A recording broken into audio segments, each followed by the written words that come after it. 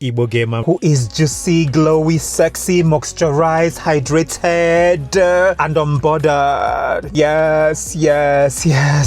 I am up and early. I need to get a workout. It is Easter Monday and I just need to do what needs to be done for myself. I haven't really celebrated this Easter the way I should because I don't freaking care. I am trying to live my life and there's just been so many things I was thinking about these past few days that really kind of like crystallized a lot of things for me in a way whereby I'm like, is what it is. I saw a video of somebody. That video really made me so happy, extremely happy. And I love that for me. I love when people really understand who they are and they are living their lives. I'm going to go and do a quick workout. I don't think I'm going to take you into the gym because why should I? I just want to do quick get in and get out. So I'm just going to drive off now and get